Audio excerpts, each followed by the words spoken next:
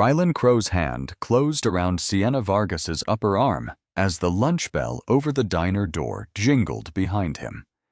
He forced the black waitress back against the stainless steel prep table while Deputy Nolan Voss blocked the kitchen exit.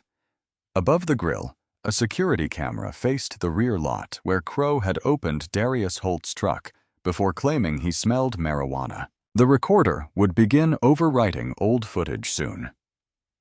Crow wanted the password now, and Sienna knew that surrendering it could erase the only record that contradicted him. "Last chance," Crow said. "Unlock the system." The fryer hissed beside Sienna's shoulder. Coffee burned on a warmer out front, filling the kitchen with a bitter smell. Through the service window, truckers and families sat motionless in their booths. Nobody reached for a phone. Voss's palm rested on his holster, but his eyes kept moving between Sienna and the small black recorder beneath the office shelf. "It belongs to the diner," Sienna said. "You need Lila's permission or a warrant." Crow tightened his grip. Pain spread toward her shoulder. "You're interfering with a narcotic search. Darius was paying his check when you opened his door. The camera saw it." That changed Crow's face. Not much, just the disappearance of the patient expression he had been wearing for the customers. Sienna glanced toward the order rail. A red plastic pickup number stood beside the register, hiding the USB drive she had used moments earlier. The export had finished, but she had not labeled the drive, recorded a checksum, or placed it in an evidence envelope. She had only seen Crow crossing the rear lot toward the office and acted. The teenage dishwasher stood near the freezer, frightened and trying not to be noticed. Sienna slid the pickup number toward him with 2 fingers. "Take that to the storeroom," she said. He understood too quickly. He closed his hand around the plastic stand and slipped through the swinging door. Voss saw him leave. Rylan Crow released Sienna only long enough to reach beneath the office shelf. She moved between him and the recorder. His forearm struck her collarbone and drove her into the edge of the counter. Plates rattled. Someone in the dining room gasped. "Now she's tampering with evidence," Crow announced, loud enough for every booth to hear. "Your search is what that evidence shows." Voss caught her left wrist. He did not squeeze as hard as Crow had, but he did not let go either. Sienna looked at the clock above the pie case. The meeting she had requested was supposed to begin soon. For weeks, she had kept notes about deputies stopping truckers after watching them pay in cash. She had finally taken those notes outside the sheriff's office. Tires rolled over the gravel out front. A dark gray SUV stopped beside the window. Police Chief Elise Mercer stepped out in a Navy command uniform, saw the customers staring toward the kitchen, and entered without pausing. Her gaze found Voss's hand on Sienna, then Crow beside the recorder. "Let her go," Mercer said. Crow turned, but kept himself between the chief and the machine. "County narcotics operation. She concealed evidence and obstructed a lawful search." "This diner is inside Pine Haven," Mercer replied, "and I am witnessing your detention. State your probable cause." For a moment, Voss's grip loosened. Crow looked past Sienna toward the storeroom door. Then he gave Voss a colder order. "Cuff her. Seize the recorder." Metal closed around Sienna's bruised wrist as Mercer reached for her radio. Mercer's radio cleared its channel with a sharp electronic chirp. "Pine Haven Dispatch. Send a patrol supervisor to Pine Ridge Diner. Possible cross-agency use of force incident. Start an independent event number and preserve this transmission." Crow pulled Sienna's right arm behind her to meet the cuff already locked around her left wrist. The motion drove pain from her shoulder into her neck. She tried to shift with it instead of resisting, the way she moved when a tray tilted. But Crow used the adjustment as another reason to push her against the counter. "Stop moving. She's accommodating the restraint," Mercer said. "Loosen the left cuff." Voss checked the spacing with one finger. His face tightened. Crow ignored the order and reached for the recorder. Sienna watched his hand close around the power cable. Every morning before sunrise, she checked that machine while the first coffee brewed. The diner's aging electrical system made the camera clock drift whenever the exhaust hood tripped its breaker, so she compared it with the point-of-sale terminal and wrote the difference in the opening log. That morning, the camera ran several minutes slow. She had noted it beneath the milk delivery count and signed her initials. Details kept a roadside diner alive. Which driver needed decaf? Which refrigerator seal leaked? Which customer paid in cash before starting a long haul? Sienna had spent years noticing what other people dismissed, then went home several nights a week to study bookkeeping at her mother's kitchen table. Since her mother's stroke, Sienna also handled the rent, medication refills, and every insurance form that arrived with another unexplained balance. The folded tuition notice in her apron pocket represented hundreds of hours of tips she could not afford to lose. Crow unplugged the recorder. The monitor above the grill went black. "That equipment belongs to me." Lila Quinn pushed through the front entrance, carrying 2 grocery bags against her hip. The diner owner stopped when she saw Sienna cuffed, then looked from Crow to Mercer. "Lila," Sienna said, "don't give anyone the administrator password." Crow lifted the recorder from its shelf. "We are seizing it in connection with evidence tampering and an active vehicle search." "Do you have a warrant?" Mercer asked. "Exigent circumstances." She was already moving the footage. Mercer did not reach for the machine. She photographed its serial label, the disconnected cables, and Crow's hand around the case. "My department does not command county deputies. You also do not control my jurisdiction.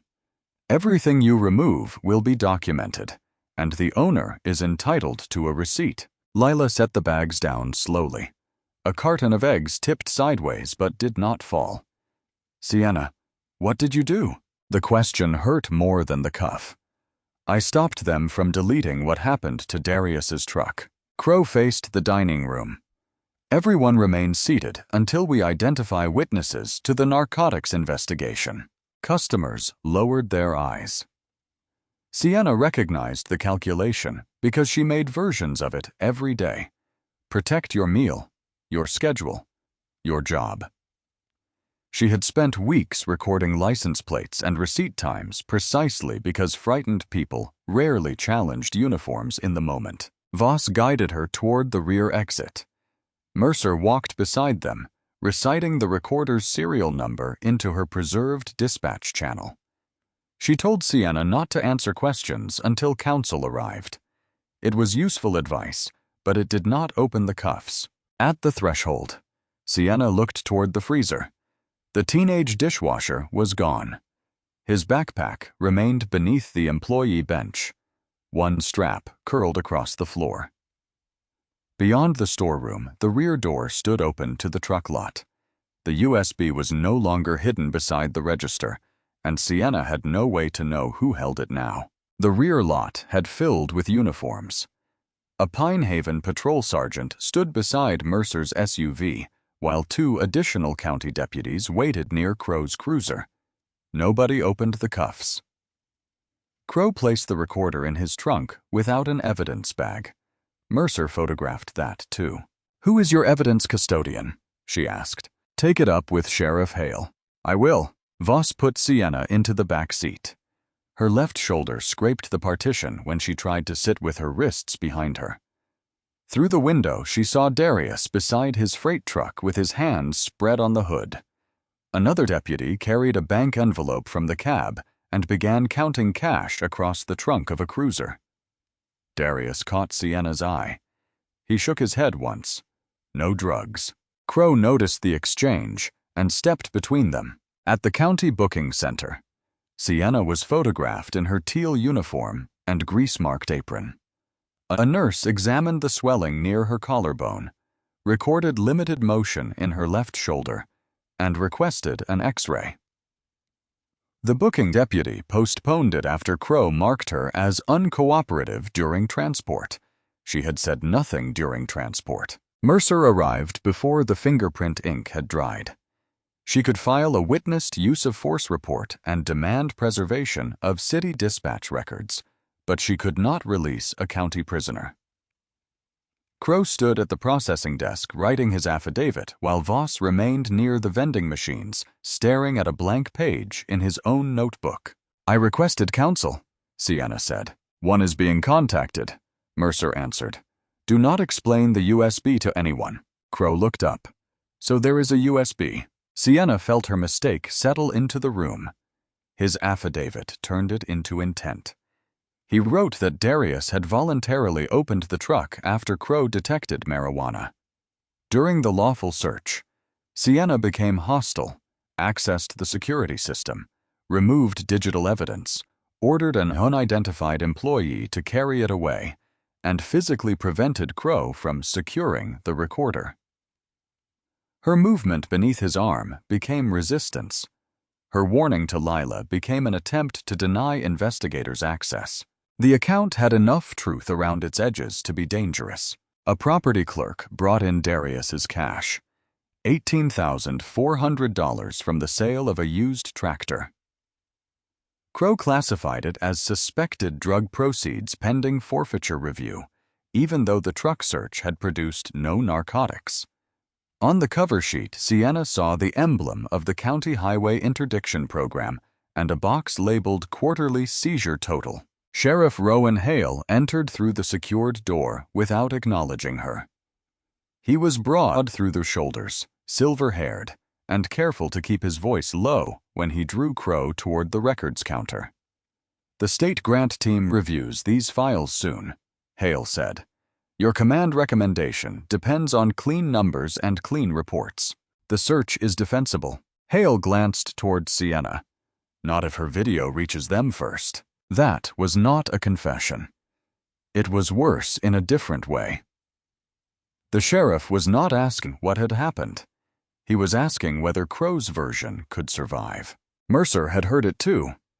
Her expression did not change, but she asked the Pinehaven dispatcher on her phone to attach her diner photographs to the independent event file and restrict deletion rights to the city's evidence supervisor. Hale approached Sienna. "Miss Vargas, the fastest way out of this is to tell us where your employee took county evidence. It was diner footage before your deputies touched it. A judge can decide that.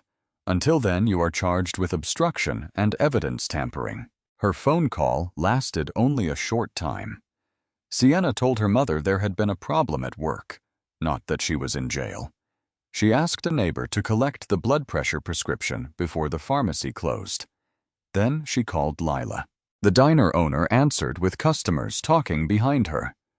"I can't have deputies treating the restaurant like a crime scene," Lila whispered. "You're suspended until this is settled." "Lila, save the opening log. Do not tear out today's page." The line went quiet. When the property clerk took Sienna's apron, the tuition notice fell from its pocket. He folded it once more and sealed it inside a plastic bag. Crow signed the affidavit beneath a final sentence. Sienna Vargas had attempted to destroy video proving a lawful search. Then Voss added his signature as the corroborating officer. Voss placed the pen down as if releasing it could separate him from what he had signed. Sienna searched his face for hesitation she could use, but Crow collected both affidavits and handed them to the clerk.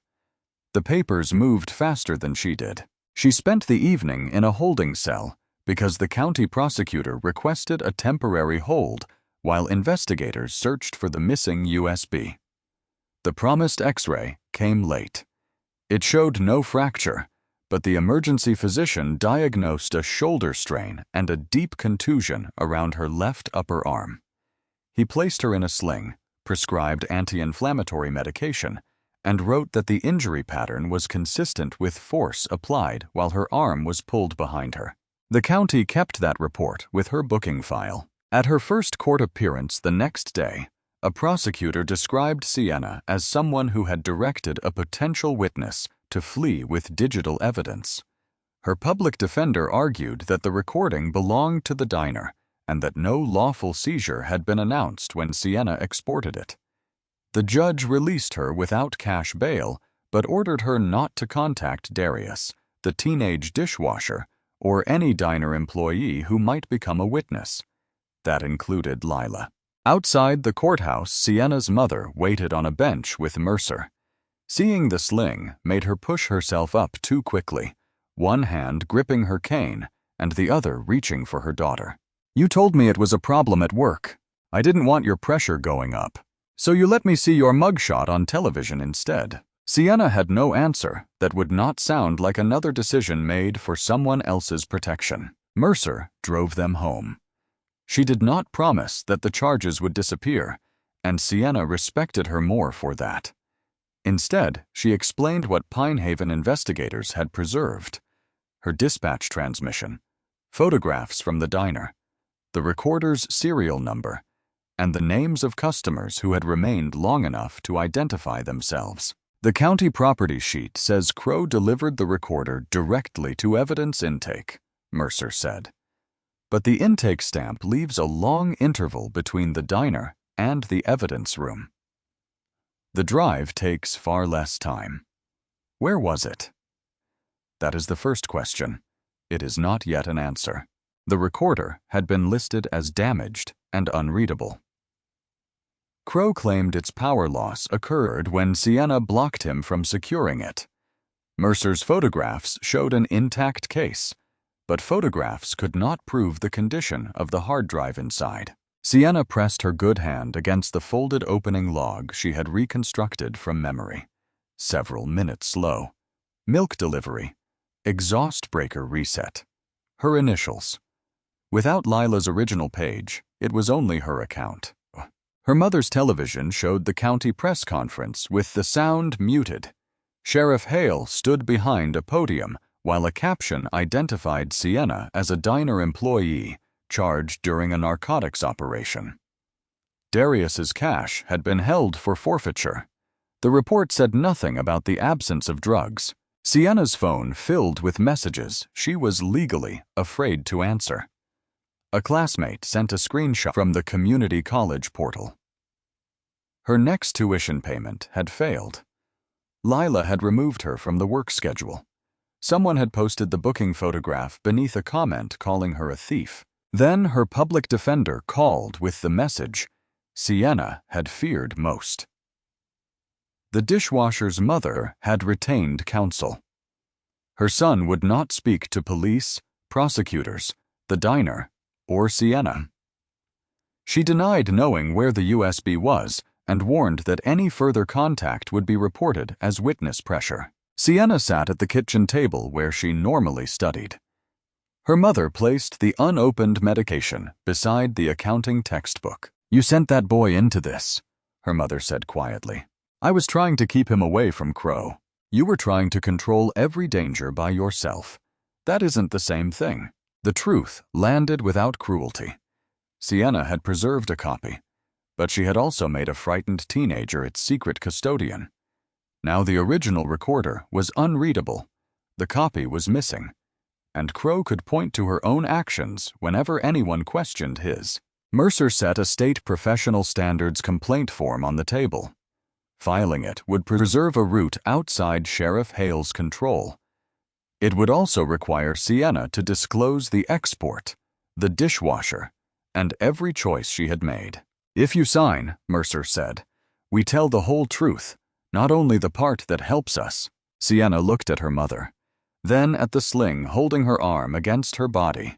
Protecting people had become her excuse for deciding what they were allowed to risk. She picked up the pen with her right hand.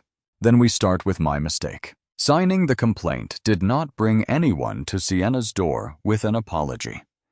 It brought forms, medical releases, and a recorded interview in a windowless office at the State Peace Officer Standards Division.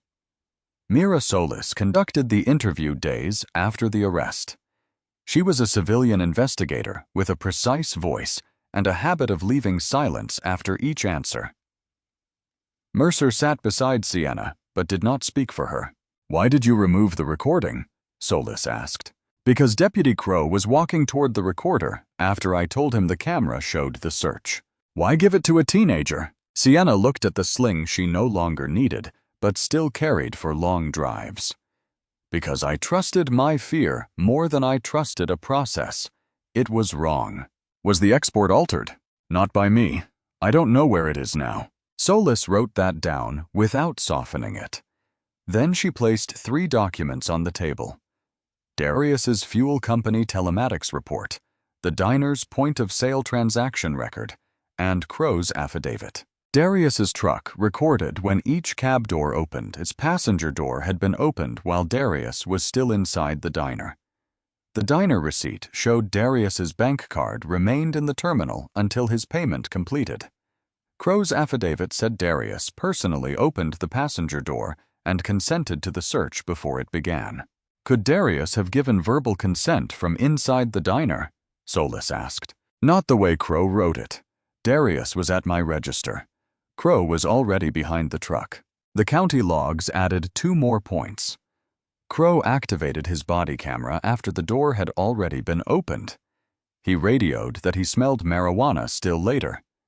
Neither timestamp proved who opened the door, but together they made the order in his affidavit impossible without another explanation. Crow supplied one. Through the union attorney, he claimed Voss had received consent while Darius entered the diner, then opened the truck on Darius's behalf. Crow described his statement that Darius opened the door as harmless shorthand written after a chaotic arrest. It was enough to prevent an immediate finding. Darius's money also remained in county custody because the forfeiture petition followed a separate civil process. Even if the search chronology collapsed, his attorney would still have to challenge the seizure. Sienna understood then that disproving one sentence would not automatically repair everything built on it. What does Voss say? Sienna asked. His attorney says his signed report speaks for him. Solis turned to the last item, a yellowed page sealed in a transparent sleeve. Sienna recognized Lila's slanted handwriting above her own initials, the original opening log. Lila had delivered it through counsel after seeing the county press conference. The page documented the exhaust breaker reset and showed that the diner camera ran several minutes behind the point-of-sale clock. Lila had also provided the automatic sales backup from the restaurant's accounting service, which neither Sienna nor the deputies could edit from the diner terminal. She believed me? Sienna asked. She believed records she helped create. That is not the same thing, but it matters. Solis asked Sienna to explain each line in the opening log. Sienna described checking milk temperature, counting the register, resetting the hood breaker, and comparing the first camera image with the receipt printer. These were not forensic procedures. They were the habits Lila had required after an insurance dispute over a freezer failure earlier. Sienna's ordinary routine gave the page its credibility. The county prosecutor still refused to dismiss her charges. Crow argued that the timing dispute concerned Darius's search, not Sienna's decision to export and conceal footage. Sheriff Hale released a statement saying administrative reviewers were second-guessing deputies who had acted in a rapidly developing investigation. That afternoon, Lila's attorney sent Sienna's public defender a notice converting her suspension into termination. The diner had lost police business.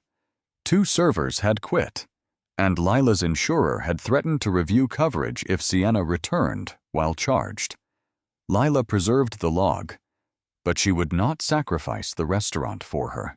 Sienna read the notice twice at her mother's kitchen table.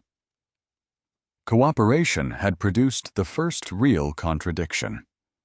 Yet it had not restored her job or found the USB. Her mother placed an empty prescription bottle beside the overdue tuition statement without saying anything. Mercer called before sunset. The Standards Division had obtained a forensic copy of the diner's recorder through a court-approved neutral examiner. Most video files were unreadable, exactly as the county claimed. The system audit was not.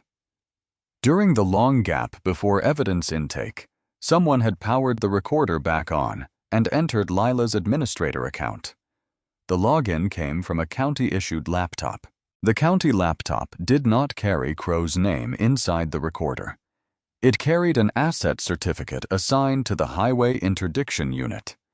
That distinction kept Mira Solis from calling the login proof of deletion. It did, however, narrow the possibilities. The recorder's audit showed that Lila's administrator account had been opened through a direct cable connection while the machine was away from the diner network. Moments later, someone selected a storage rebuild command. The command could repair a failing index, but it could also replace the directory that told the system where each video segment began and ended. The files became unreadable after that command. Sienna studied the report at Pine Haven Police Headquarters. How did they get Lila's password? The recorder manual was taken from the office with the machine, Mercer said. Lila kept the password inside the back cover. Sienna remembered the binder beneath the shelf. Crow had carried it under the recorder when he left. Solis obtained the county equipment roster through the certification investigation. The laptop had been checked out to Crow at the start of the shift. A location log placed it at the highway substation during most of the gap. Voss's patrol tablet remained at the diner until Sienna was transported. That connects Crow to access, Solis said. It does not prove he pressed the command. He could claim an evidence technician used his computer. Was one there? The county produced no work order. They are still searching. The weakness sounded familiar. Every record existed until someone with authority said it could not be found. Mercer closed the conference room door. There is something else you should hear from me. Weeks before the arrest, Sienna had called Pine Haven Police to report that county deputies appeared to be watching which truckers paid large cash tabs. A records clerk had routed the message to the sheriff's office because it involved county personnel. No Pine Haven officer had reviewed Sienna's receipt list, and the county had closed the referral as insufficient. Your department sent it back to Hale? Sienna asked. Yes, that was our failure. I signed a policy that encouraged interagency referrals, and nobody checked what happened afterward. Mercer had included that admission in her statement to Solis. It exposed her department to criticism and gave Hale a way to accuse her of shifting blame. She had also ordered a review of many outside referrals made during the previous year, knowing each unresolved file could become another public failure attached to her name. Why tell them? Sienna asked. Because you agreed to start with your mistake. I don't get to hide mine. For the first time since the diner, Sienna gave Mercer more than facts. She described the pressure Lila faced, her mother's medication costs, and the shame of sending the dishwasher into the truck lot. Mercer listened without telling her that courage required feeling none of it. The State Division issued formal notices preserving the county laptop, Crow's patrol equipment, the recorder, the original reports, and all dispatch records. Crow learned that investigators had isolated the storage rebuild command when the notice reached his attorney. His defense changed within a day. The union attorney said Crow had powered the recorder on only to prevent automatic overwriting. An unidentified county technician had recommended rebuilding the storage index after the device displayed an error. Any lost footage, the attorney argued, resulted from Sienna's rushed export and abrupt disconnection at the diner. The explanation was technically possible. It also moved responsibility away from Crow without producing the technician. Then the sheriff's office released a short clip from Crow's body camera. It began after the truck search and showed Sienna sliding the red pickup number toward the dishwasher. Her words were clear. Take that to the storeroom. The clip ended before Crow struck her against the counter. Local stations played it beside her booking photograph. The union called it proof that Mercer had interfered on behalf of a suspect caught directing a minor to conceal evidence. That evening, Pine Haven City Council announced an emergency session to review the chief's conduct. Hale filed a separate standards complaint accusing Mercer of compromising a county investigation. Sienna found Mercer alone in her office, removing her service weapon before the council meeting.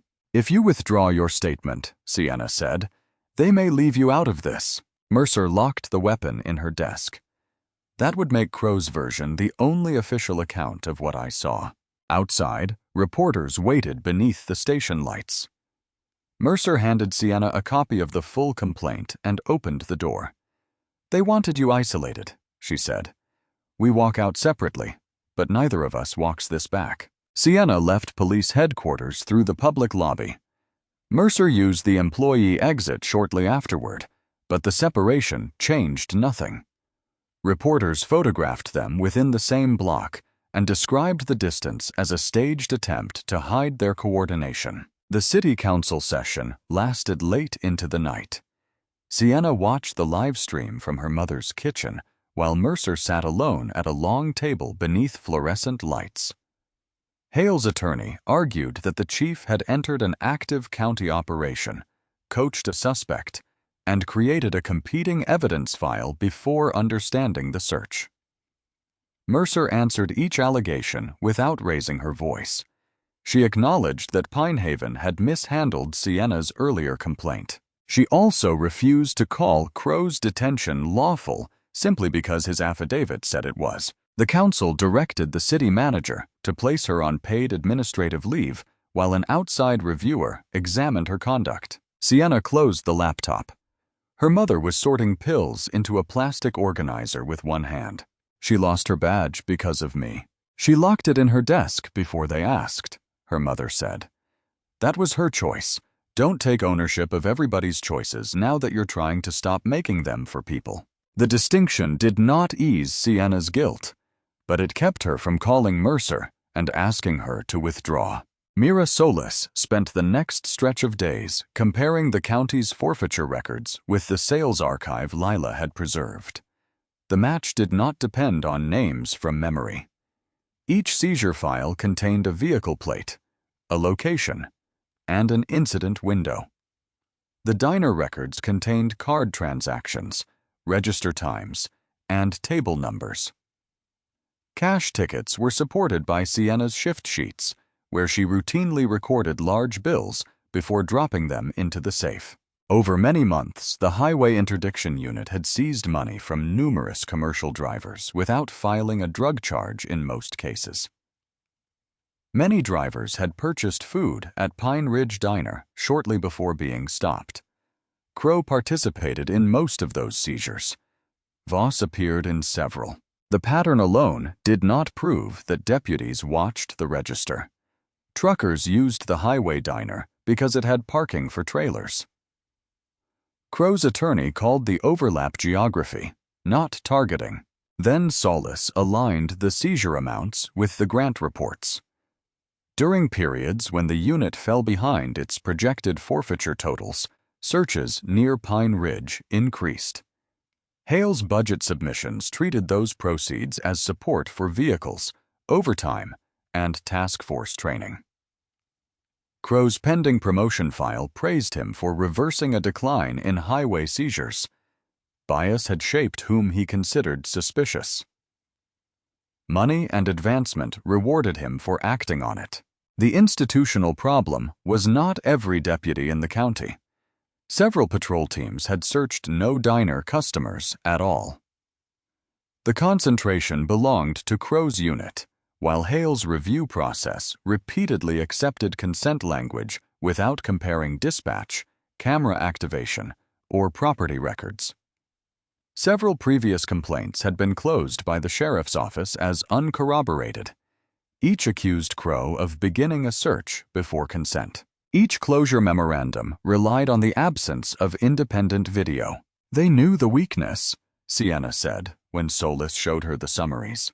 "They knew what the complaints alleged," Solis corrected.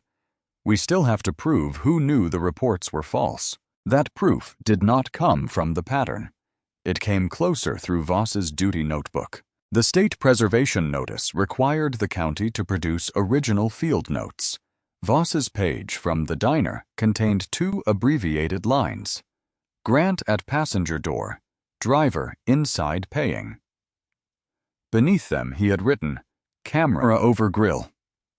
His signed affidavit said Darius had opened the door and consented before the search. Voss claimed the field notes were rough observations made after Sienna's arrest, and that Crow had told him consent was obtained earlier.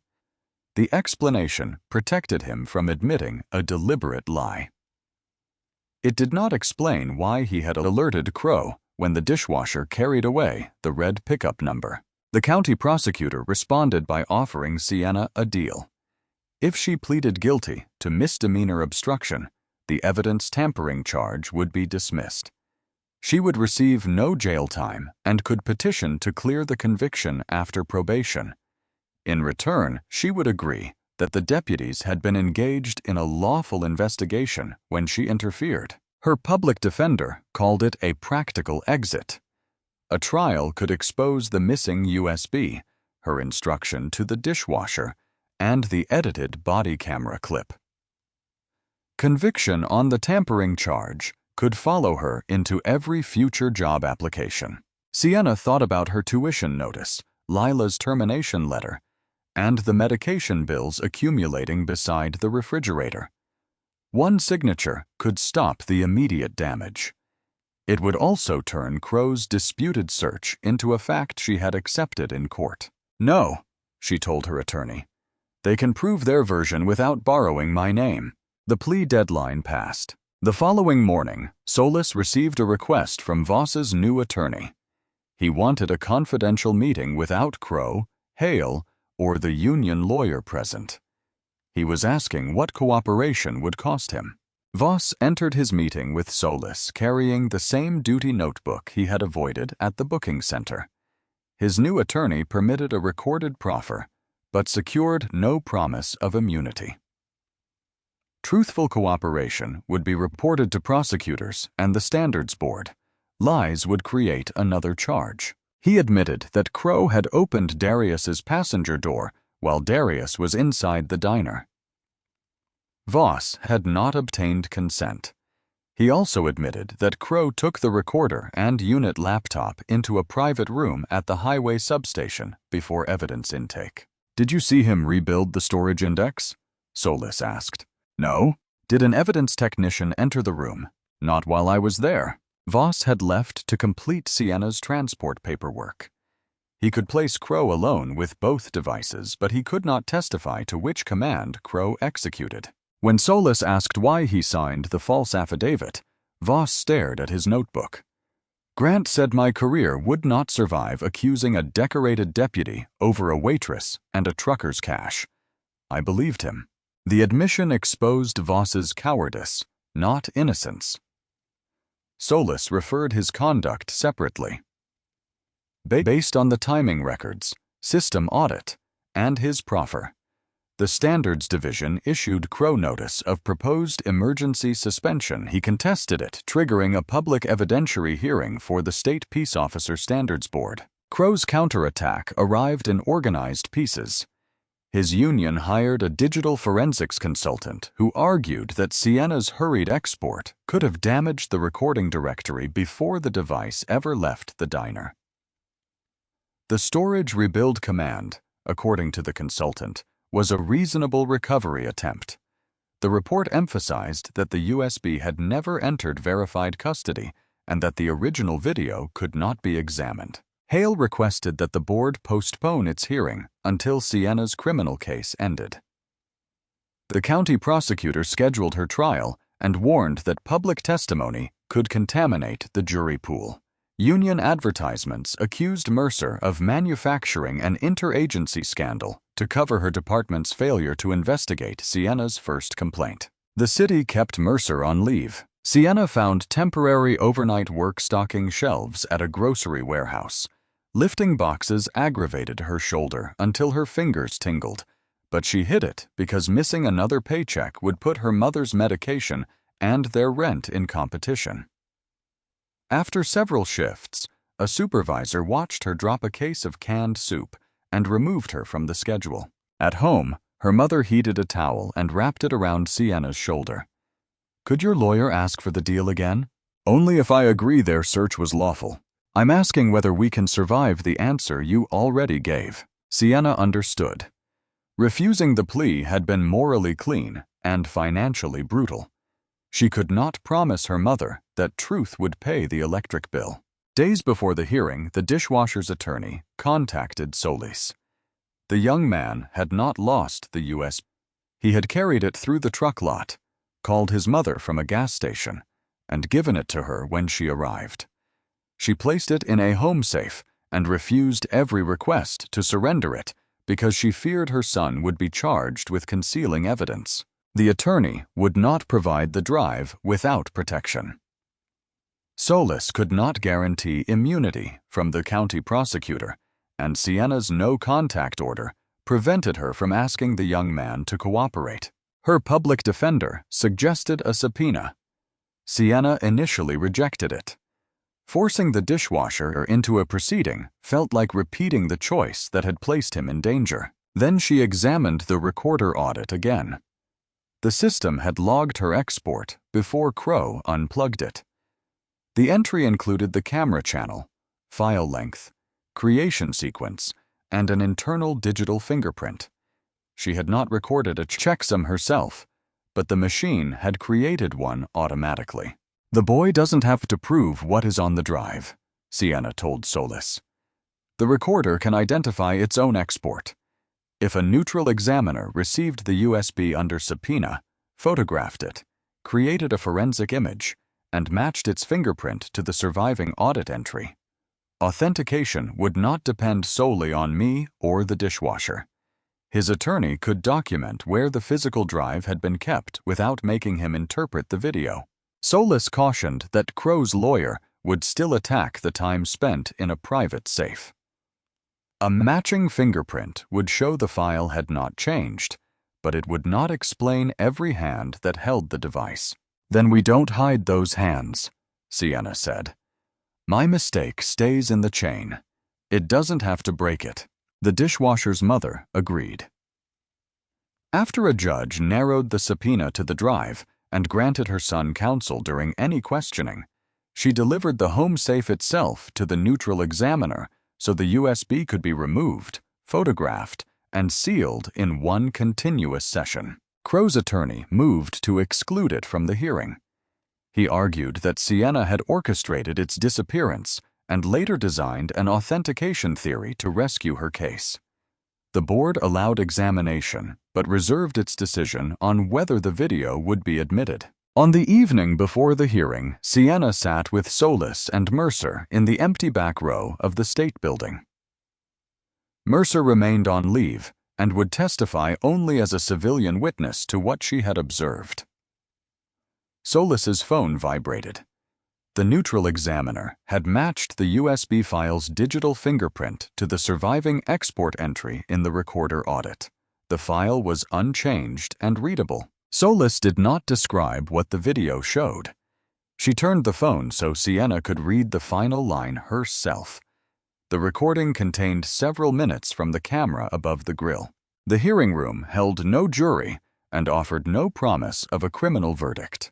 3 standards board members sat above the witness table with authority over police certification, not imprisonment. Crow wore a dark suit beside his union attorney. Hale occupied the row behind him. Sienna sat with her public defender until the board ruled on the USB. The neutral examiner described receiving the locked home safe, removing the drive, creating a forensic image, and matching the file's digital fingerprint to the recorder's surviving export entry. Crow's consultant agreed that the fingerprints matched. He maintained that the footage could still mislead because its displayed clock was unreliable and its camera showed only part of the truck. The board admitted the video with those limitations. On the screen, the rear lot appeared beneath a pale camera timestamp. Darius entered the diner at the edge of the frame. Crow waited beside the passenger door, looked once toward the windows, then opened the truck with a key he had taken during the stop. He searched the cab for several minutes before Voss approached. Darius did not appear outside until later. Crow's attorney paused the recording. The time displayed here does not match Miss Vargas's receipt placing Mr. Holt at the register. This video does not establish the sequence she claims. Sienna was called to the witness table. She acknowledged exporting the recording, giving it to the dishwasher, and failing to document the transfer. Crow's attorney walked her through every weakness before asking about the clock correction. You created the opening log yourself. I completed my section. Lila reviewed it. After you had already been watching these deputies for weeks. That is why the log matters more than my memory. He suggested she had written the correction to manufacture a useful timeline. Sienna asked to see the recorder audit already admitted as the state's exhibit. The board chair allowed it. The camera clock did not become several minutes slow because I wrote it down, Sienna said. The audit recorded the exhaust breaker reboot. When power returned, the recorder loaded its internal clock before reconnecting to the diner's time server. The audit lists both values.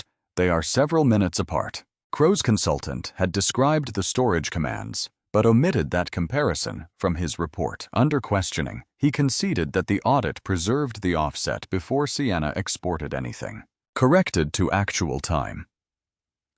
Crow opened the truck while Darius's card remained active at Sienna's register.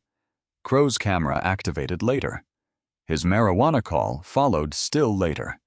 The search came first. The recorded justification came last. The attorney offered the second defense. Voss had obtained consent inside the diner before Darius paid.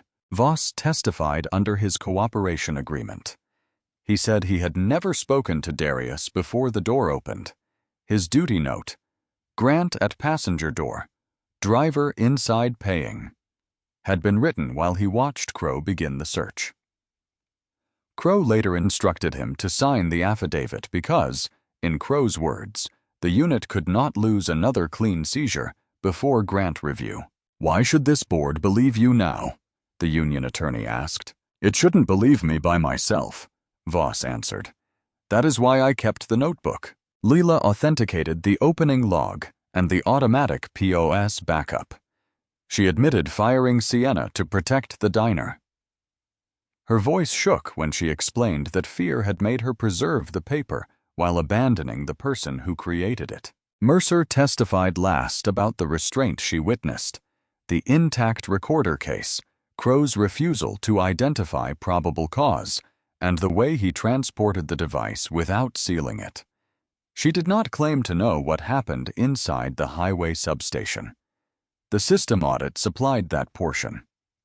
Crow's assigned laptop opened Lila's account, and the storage rebuild followed. Voss placed Crow alone with the laptop and recorder.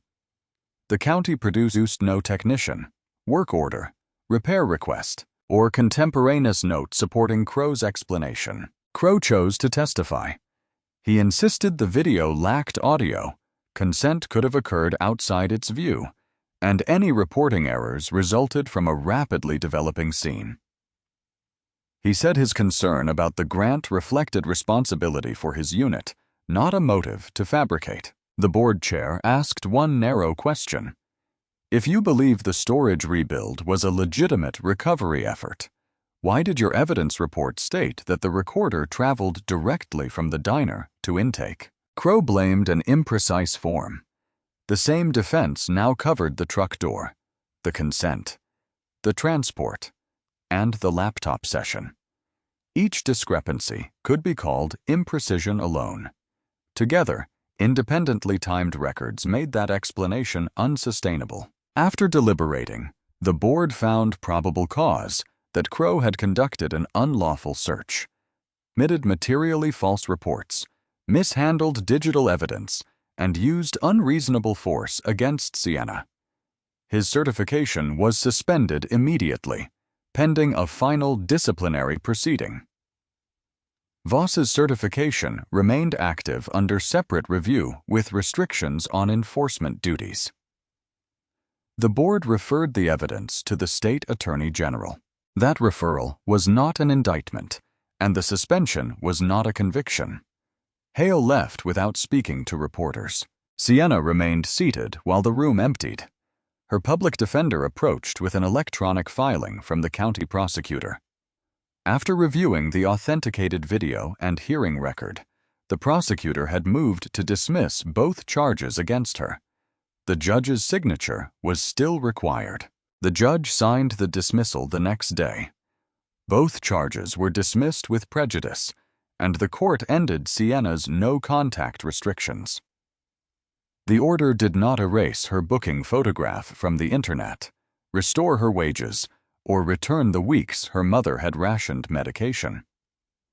It did give her back the right to speak to the people Crow had separated from her. She called the dishwasher's mother first. "I should never have put that drive in his hand," Sienna said. "He says he would carry it again. He should never have needed to. No charge was filed against him." His attorney arranged one final recorded statement about receiving the USB and placing it in his mother's safe. After that, the Standards Division excused him from further appearances. Darius's forfeiture petition was dismissed weeks later. The county returned all $18,400 plus statutory interest after the authenticated video established that the search preceded its stated justification. He used part of the money to repair the truck after months of missed work and refused every reporter who asked him to reenact the stop. Mercer's outside review lasted weeks. Investigators found that she had acted within Pinehaven jurisdiction, properly preserved an independent record, and had not ordered Sienna to hide evidence. The city reinstated her. The report also confirmed that her department's referral policy had allowed Sienna's first complaint to disappear inside the agency it accused. Mercer accepted that finding publicly. Pinehaven replaced automatic referrals with documented follow-up, supervisory review, and notice to complainants when another agency received their allegation. Crow received full due process before the Standards Board revoked his certification. The county terminated him after a separate hearing. Months later, the state attorney general charged him with evidence tampering, falsifying an official record, and misconduct in office. He contested the case for a long time before pleading guilty to evidence tampering and one false record count. The court imposed a custodial sentence followed by supervised probation and barred him from public law enforcement employment. Voss's cooperation did not erase his affidavit. He accepted a lengthy certification suspension, resigned from the sheriff's office, and testified in Crow's criminal case. The state declined to charge him after considering his early proffer, preserved notebook, and responsibility for helping create the false account. The decision angered some people and relieved others. Sienna considered it incomplete justice, but not dishonest justice. Investigators found insufficient evidence that Hale had ordered the recorder altered. They did establish that he ignored repeated complaints, defended unsupported consent language, and tied promotion decisions to seizure performance. The county commission removed him from supervision of the interdiction grant and hired an independent auditor. Voters replaced him at the next election. The county entered a corrective agreement requiring outside review of disputed consent searches, prompt sealing of digital equipment, separation between seizure totals and promotion evaluations, and annual publication of forfeiture outcomes. Many closed seizure cases were reopened. Not every driver recovered money, but no file remained closed merely because the original video was missing. Sienna attended physical therapy until she could lift her left arm without numbness. Some stiffness remained in cold weather. Her civil rights lawsuit continued for many months before the county and its insurer settled. The agreement covered medical treatment, lost income, legal expenses, and the tuition she had abandoned. It did not require confidentiality, so the county could not purchase her silence along with resolving the claim. It also required the county to publish a correction stating that she had preserved evidence of misconduct rather than destroyed evidence of a lawful search. The correction ran beneath the same booking photograph that had followed her through job applications. It could not remove every copy, but it changed what employers found beside it. At a county commission meeting, the clerk read the correction into the public record while Sienna sat beside her mother. There was no applause on command and no instant forgiveness. Sienna cared more that the statement named the unlawful search, the false charges, and the evidence she had preserved. Her mother carried a printed copy home and placed it beside the medical bills they were finally able to pay. Lila offered Sienna her old position back. Sienna declined the first offer because it asked them to pretend returning was the same as repairing. They met again after the diner closed. Lila apologized without mentioning lost police business or insurance pressure. Sienna listened, then placed a written safety plan on the counter. No employee would surrender recordings without owner approval, lawful process, or an immediate safety emergency. 2 workers would document every export. Locked clips would copy to an off-site account. No teenager would carry evidence into a parking lot. Lila read every page. "Shift manager," she said, with authority to enforce this. Lila agreed. Sienna finished her bookkeeping certificate the following season. She did not become an investigator, attorney, or public figure. She managed payroll, trained servers, cared for her mother, and still remembered which drivers needed decaf. Once each month, Mercer stopped for coffee and paid at the register like everyone else. On Sienna's first anniversary back, the former dishwasher visited during closing. He was working elsewhere and taking evening classes. They spoke without cameras or attorneys present. Sienna apologized again. This time, she did not tell him what he should have done. After he left, she completed the closing checklist with a new waitress beside her. They compared the camera clock with the point-of-sale terminal, signed the same line, and watched the encrypted backup finish. Only after the second green light appeared did Sienna turn the key in the diner.